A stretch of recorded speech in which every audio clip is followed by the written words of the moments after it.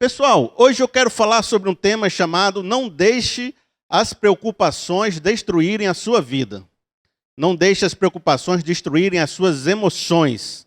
E vai ser uma caminhada da seguinte forma: eu acho que eu vou construir esse tema para que você possa compreender ele de uma maneira mais profunda durante uns 20 minutos. E depois, lá nos 10 minutos finais, geralmente eu prego 30 minutos, 35, eu vou trazer algumas soluções. Mas eu queria fazer uma construção hoje um pouquinho mais longa para você entender várias percepções legais sobre isso. Vou começar fraquinho, com uma ilustração, depois a gente vai aprofundando o tema, tá bom? Vai ser bom? Não deixe as preocupações destruírem a sua vida. Quando eu era mais novo, meu pai tinha duas coisas que ele comprava que era diferente. Uma era o Tafmanê. Não sei se vocês se lembram do Tafmanê, da Yakult. Era um negócio de vitaminazinha, né, que a pessoa tomava. Meu pai tomava esse negócio direto. Ele tinha no gabinete pastoral. Aí toda vez que eu entrava lá, né, eu pegava um Tafmanê para tomar. E tinha o Tanjal. O Tanjal era um negócio de suco que a pessoa, né, tinha um uvajal, limanjal, não tinha esse negócio? A pessoa misturava na água, né? Aí fazia o suquinho. E toda vez era o suco de Tanjal lá em casa. A gente, né, não tinha nem como enjoar, porque toda vez tinha que botar lá o suquinho. Aí o que acontece? Na época lá mais ou menos ali na época do Collor, aquele negócio de caçar o marajá e tal, ele mudou, ele implementou a era do maracujá lá em casa. Aí tinha sempre um suco de maracujá a partir de então. Ele trocou o Tanjal por maracujá. Todo dia, toda semana, todo mês tinha um suco de maracujá. E aí, às vezes, o maracujá é muito gostoso, né? Principalmente aquele bem enrugadozinho, que fica bem azedinho. A gente, quando é pequeno, às vezes o pai esquece de comprar lanche. Aí a gente sai catando pela casa. Não sei como é que foi a infância de vocês, mas eu pegava tomate e comia com sal. Eu pegava, né? A gente pegava qualquer coisa que tinha em casa assim para dar uma beliscada, né? Eu pegava batata, esquentava no micro-ondas. Aí de vez em quando pegava um maracujá e daquele bem azedo. E você chega as glândulas daqui daquela apertada assim, né? A pessoa chupa o limão, pega o chupa. Eu gosto de umas coisas azedas. Vocês gostam de coisa azeda? Aí, então o suco era muito legal. E o suco, é bom aquele suco que tem um dedo de açúcar que não dissolveu assim no suco, né? Que tem aquele pretinho assim do maracujá embaixo, é muito bom. Aí, minha esposa chegou nessa época do maracujá, ainda existia a época do maracujá, meu filho adorava. Ela percebeu um negócio, que se os meninos tudo pequenininho, né? A gente foi, como é que a gente faz para acalmar os meninos? É banho de camomila e não sei o quê. Ela percebeu que se ela tomasse assim um almoço com muito suco de maracujá, quando ela dava de mamar para os meninos dormiam a tarde toda.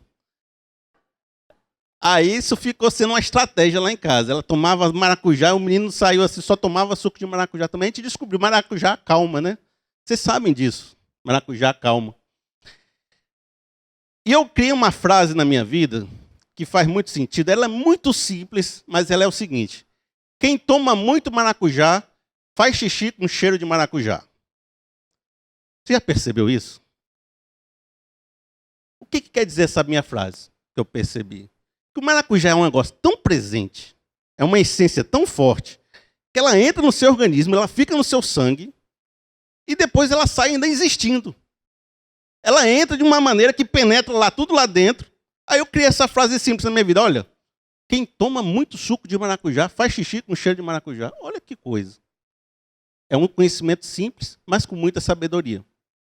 Porque às vezes eu imagino que a sociedade ela é uma imensa feira de frutas. Tem mamão, tem abacaxi, tem banana, tem manga. E às vezes eu fico pensando, as pessoas meio que se parecem com aquilo que elas consomem. Você é o que você come. Não tem essa frase que é muito legal assim?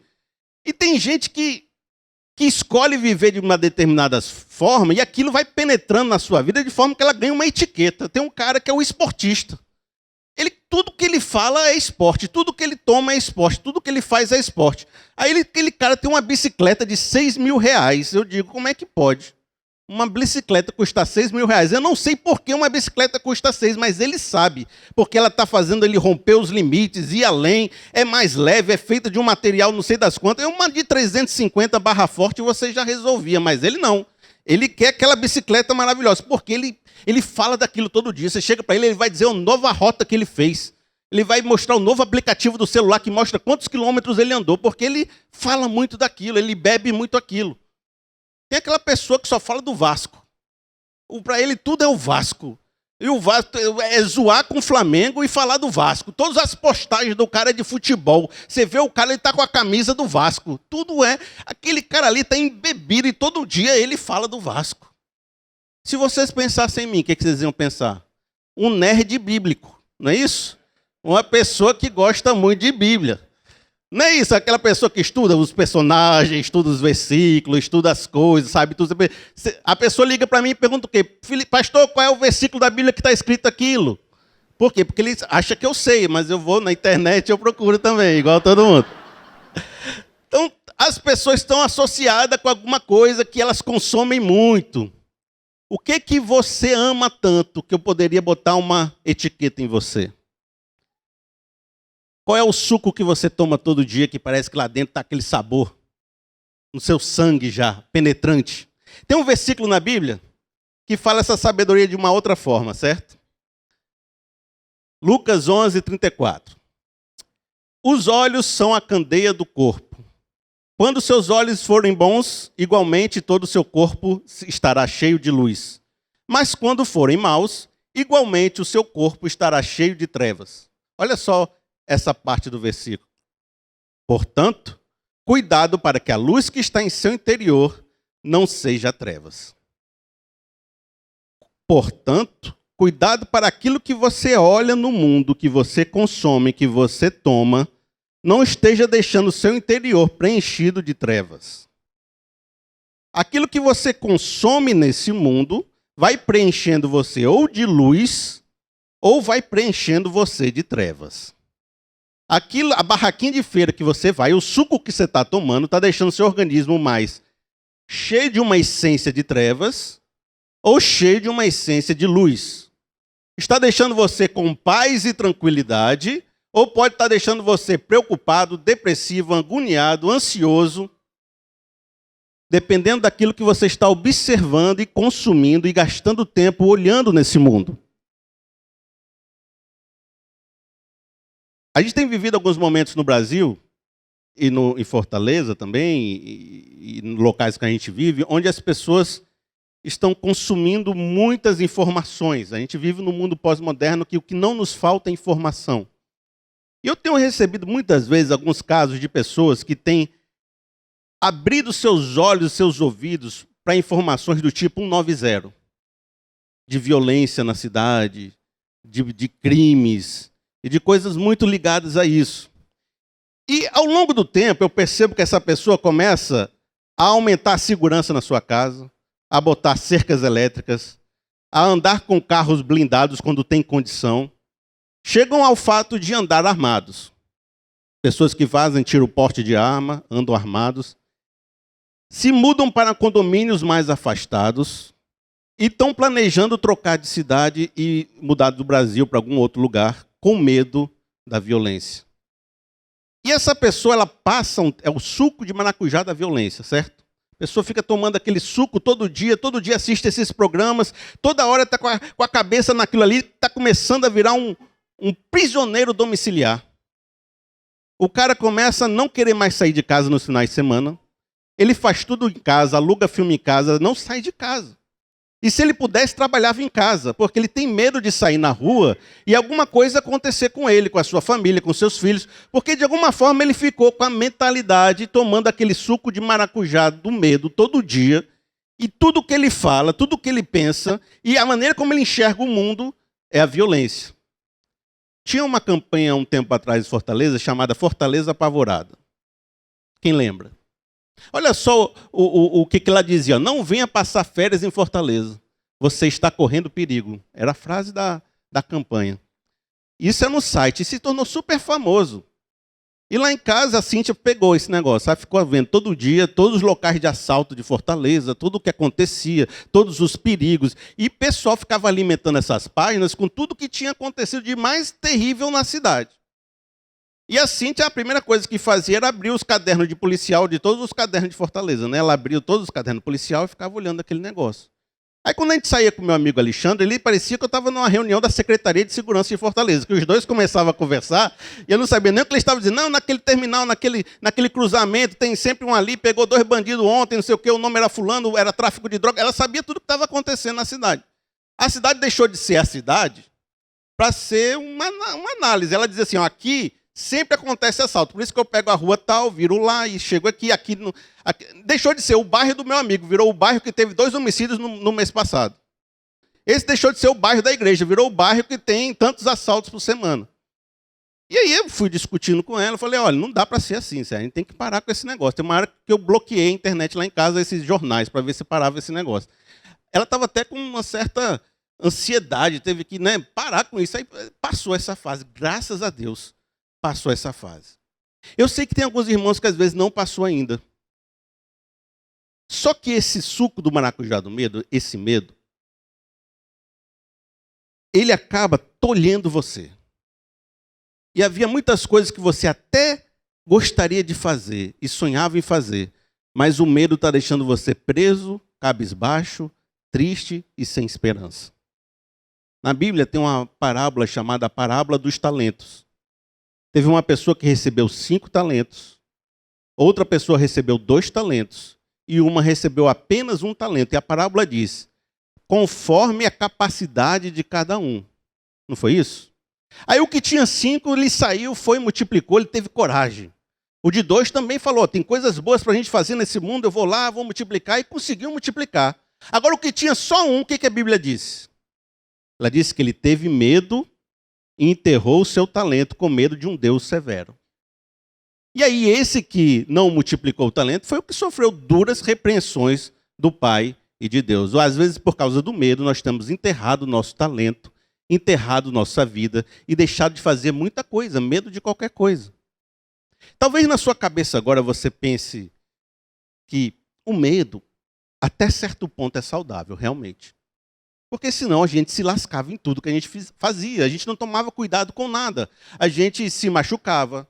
A gente era assaltado em todo momento, realmente. A gente tinha dificuldades muito grandes. O medo, ele preserva a nossa vida.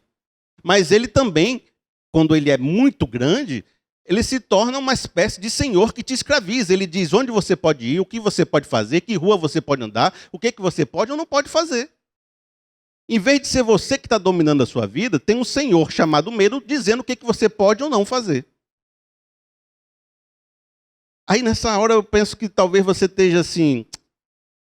Sabe aquele pessoal mais velho que a gente fala umas coisas, aí a pessoa escuta a gente, mas depois ele diz, mas está perigoso mesmo.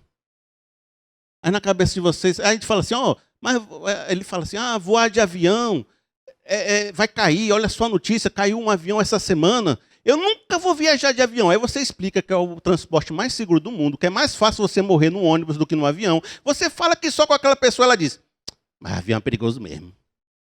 Não é isso que a pessoa diz? Aí você tem aquele coisa assim, você está explicando para a pessoa que isso é um medo exagerado, pode estar destruindo a sua vida. Ela diz, mas está perigoso mesmo. Outro dia lá em casa aconteceu um assalto assim na praça que estava perto lá de casa. Aí você cita 3 coisas, pronto, já levantou os muros de proteção, você já voltou a ficar com medo. Porque você já levantou ali, você já cita 3 casos.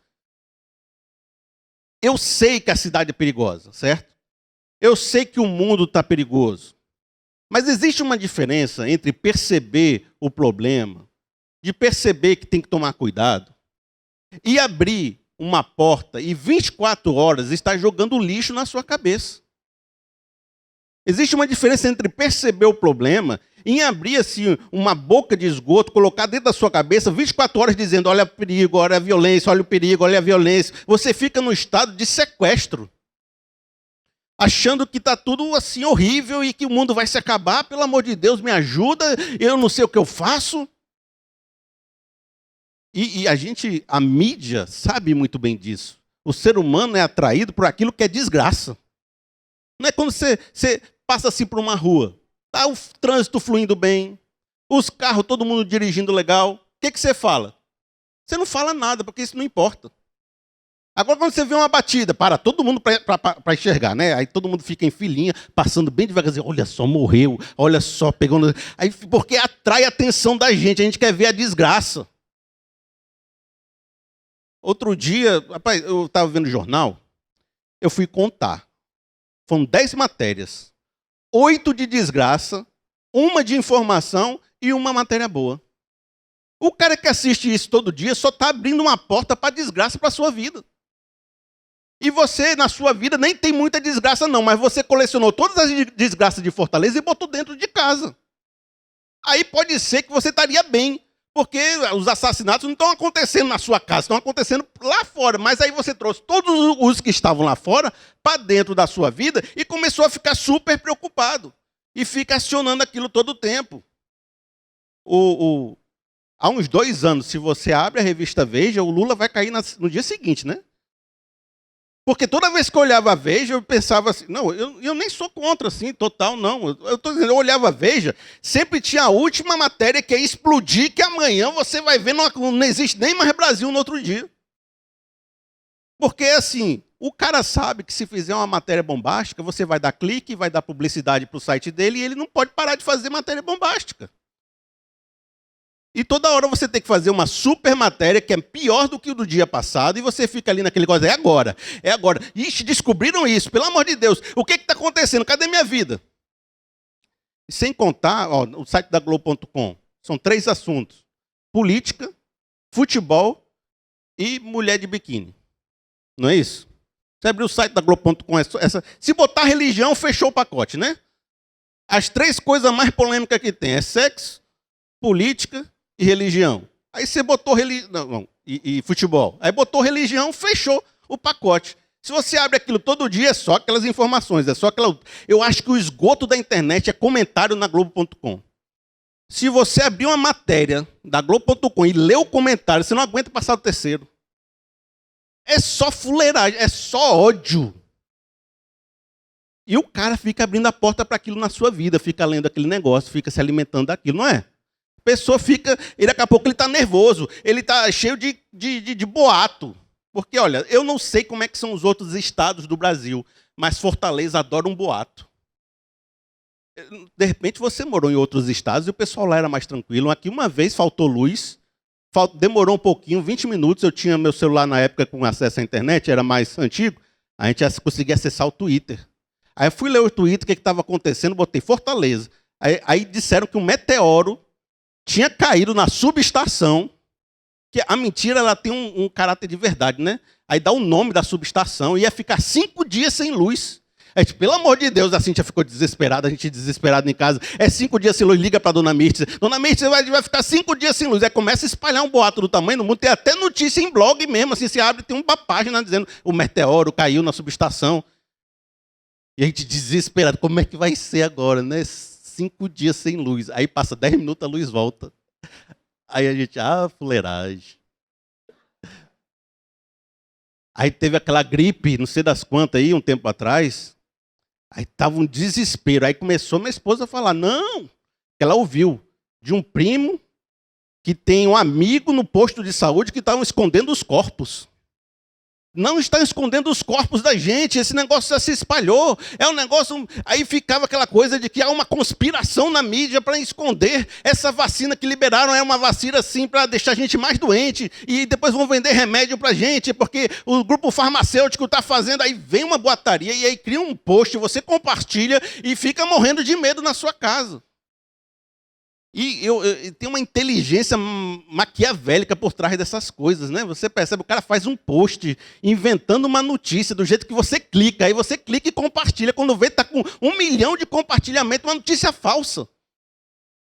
A pessoa gosta de ver essas coisas e fica lá, meu Deus! Advertiu-os Jesus. Estejam atentos e tenham cuidado com o fermento dos fariseus e com o fermento de Herodes. Porque também na religião tem isso. Você já percebeu que na religião tem isso? Se lembra, se vocês já passaram algum momento na história de vida de uma igreja evangélica, vocês já tiveram contato com aqueles testemunhos que o cara levou 5 tiros, né? Que estava sem uma perna, perdeu o intestino, aí que Deus fez um milagre, aí de repente ele estava ali bonzinho, né? O cara passou, a história mais cabulosa que tinha é a que a gente colocava no púlpito.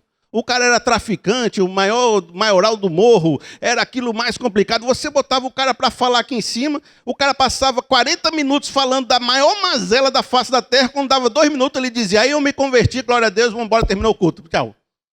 Porque a gente queria ver o sangue no púlpito. Os pastores mais tradicionais, eles faziam assim, como se o mundo estivesse pegando fogo, um mundo jogado ao inferno, um Deus irado contra o pecador. E a gente saía dizendo, esse mundo não presta mais, é bom a gente fazer uma torre de Babel, Jesus tem que voltar logo e botar fogo nessa terra, vamos precisar... A gente saía com um jeito assim de odiar a coisa que estava acontecendo, esse mundo. Porque dentro da religião também foi proclamado um ódio muito forte. Eu me lembro que tinha um pregador evangélico aí, que ele estava meio mal falado, certo?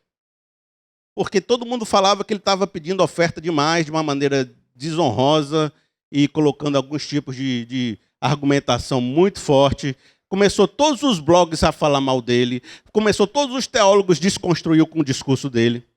Determinado dia ele descobriu que se batesse em homossexual, todo mundo voltava a gostar dele. Meu irmão, aí bateu, viu? Batia mas com força ele bateu, porque quanto mais ele batia, mais oferta ele ganhava. E mais o ministério dele ficava forte de novo. Aí eu vi aquele pessoal que criticava ele teologicamente, começou tudo a apoiar o cara, rapaz. E as igrejas cada vez com mais raiva, com mais raiva, com mais raiva. Outro dia eu recebi uma informação de um irmão dizendo que estão colocando substância na água da cidade para os homossexuais, para as pessoas virarem homossexuais. Eu disse, isso vem de crente que pega essas informações e fica ficando com raiva. A gente fica desesperado aqui com esse negócio, aí fica todo mundo meio com medo. Eu sentei numa mesa de gente assim inteligente, com as conspirações, que eles estavam elegendo diretores de colégio para deturpar nossas crianças e com a coisa na cabeça. Eu disse, como é que essa pessoa acredita nisso? Pelo amor de Deus, quem é que está botando essas coisas na cabeça da pessoa? E gente amiga. A gente tem que tomar cuidado com o suco que você está tomando. O suco de maracujá do medo. Eu queria, a partir desse entendimento, dar algumas sugestões para a gente dar uma quebrada nisso.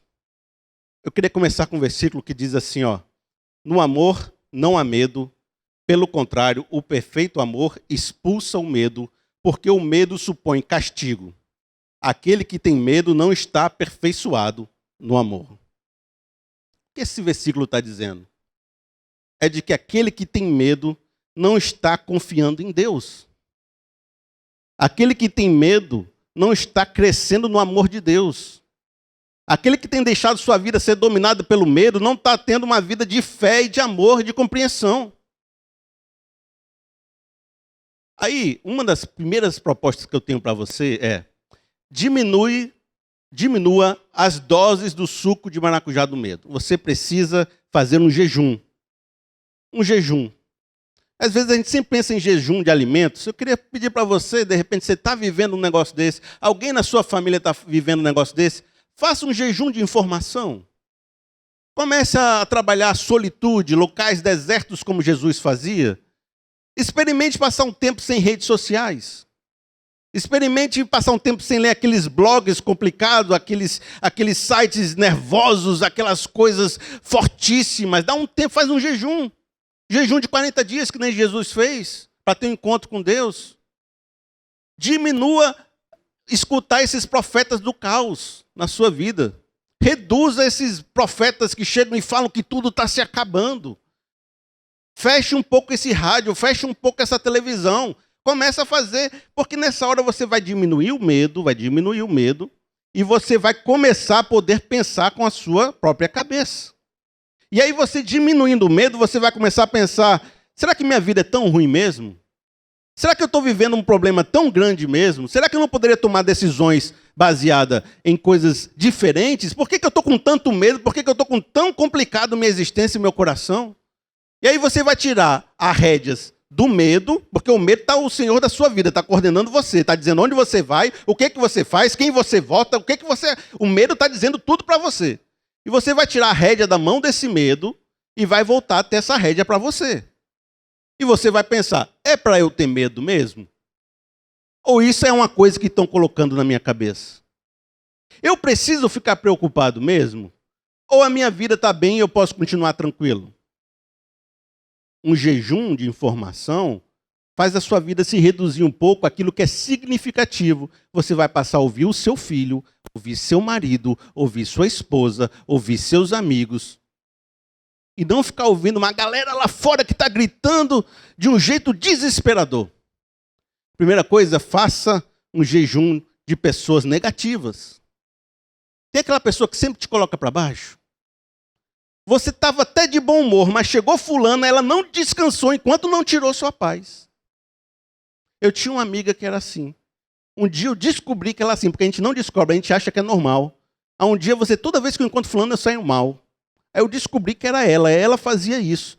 Aí eu pensei, Cíntia, essa fulana não vai descansar enquanto não tirar a nossa paz. A próxima vez que a gente se encontrar, nós vamos, sabendo disso, nós vamos ficar alegres. Mesmo assim, a pessoa ficou com raiva de mim, porque eu não perdi a alegria. Ela falou, e eu continuei. É isso mesmo, irmã, mas o bom mesmo é ser alegre. Olha, eu fiz o contrário. Em vez de dizer assim, é mesmo, é perigoso, mas não, é mesmo, mas o mundo é bom, mas o mundo é bom. E ela perdeu o poder que tinha sobre mim, porque eu não deixei pessoas negativas destruírem meu dia. Então, meu amigo, faça um jejum. Jesus, porém, ouvindo-o, respondeu-lhe dizendo, não temas, crê somente e serás salva. Isso foi quando Jairo ficou com muito medo que a sua filha estava morrendo, e as notícias eram que ela já tinha morrido, e Jesus falou para ele, não temas, creia somente.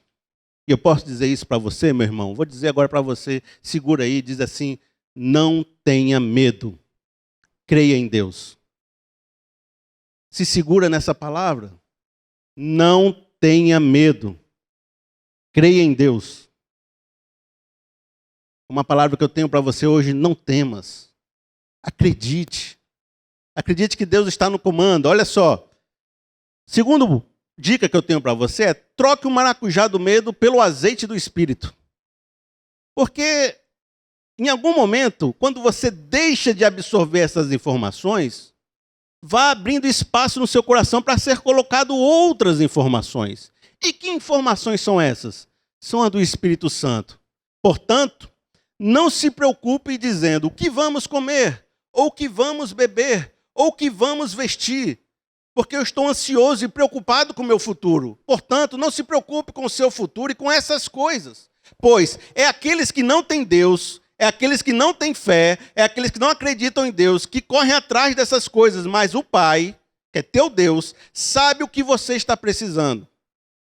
Busque, pois, em primeiro lugar o reino de Deus e a sua justiça, e todas essas coisas lhe serão acrescentadas.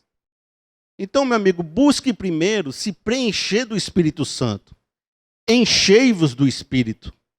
Porque as preocupações são coisas de pessoas que não estão crendo em Deus. O que vamos vestir? O que vamos comer? O que será de nós? O que será do nosso futuro? Isso são as preocupações das pessoas que não têm fé. Mas para que você possa se livrar dessas preocupações, busque o reino de Deus em primeiro lugar e a sua justiça. E essas outras coisas serão acrescentadas ao longo do tempo.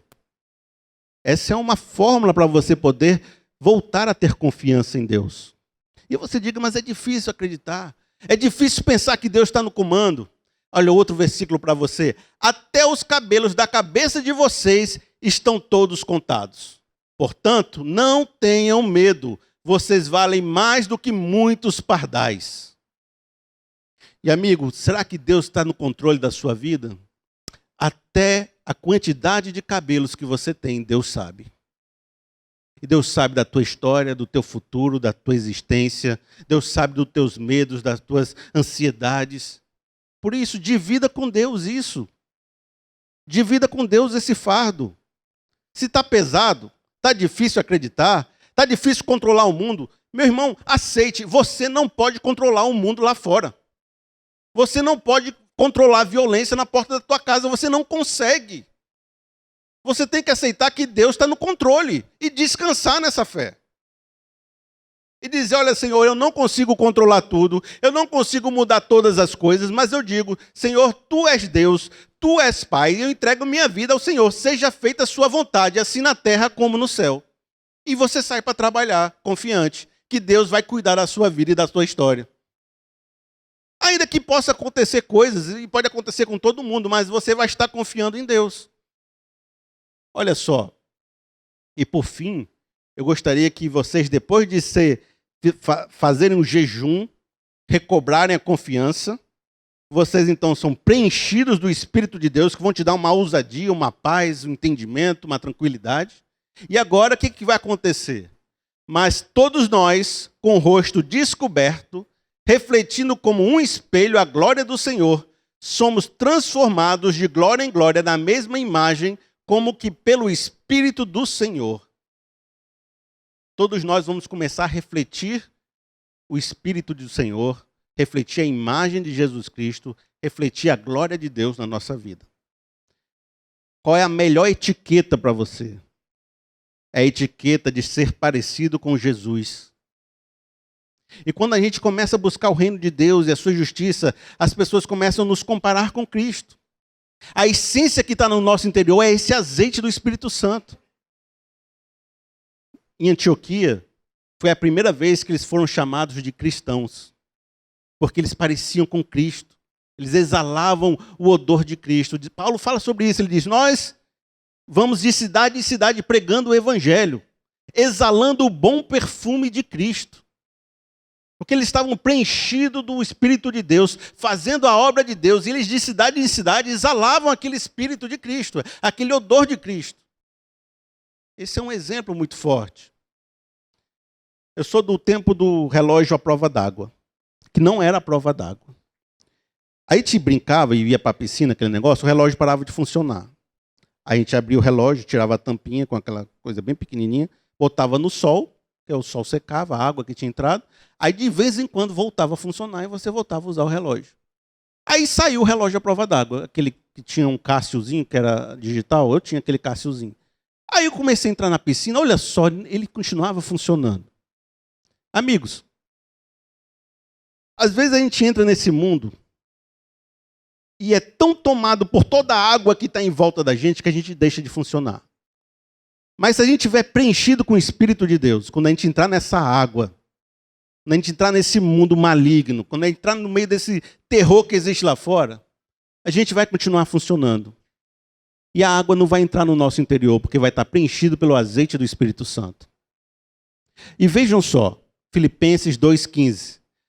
Para que venham a tornar-se puros e irrepreensíveis, filhos de Deus inculpáveis no meio de uma geração corrompida e depravada, da qual vocês brilham como estrelas no universo. E aí, meu irmão, a gente vai deixar de ser influenciado e vai passar a ser influenciador desse mundo. Brilhando como estrelas no universo, incorruptíveis. Porque quando vier um pessoal lá com um discurso de ódio, com um discurso de medo, com um discurso de catástrofe, você terá seguro, com paz de espírito, preenchido pelo Espírito de Deus, dizendo, não temas, crê somente. Eu quero repetir uma frasezinha do que eu falei hoje. Cuidado para que o que está no seu interior não seja trevas. Isso é um pedido de Jesus. Se seus olhos forem bons, todo o seu interior será luz.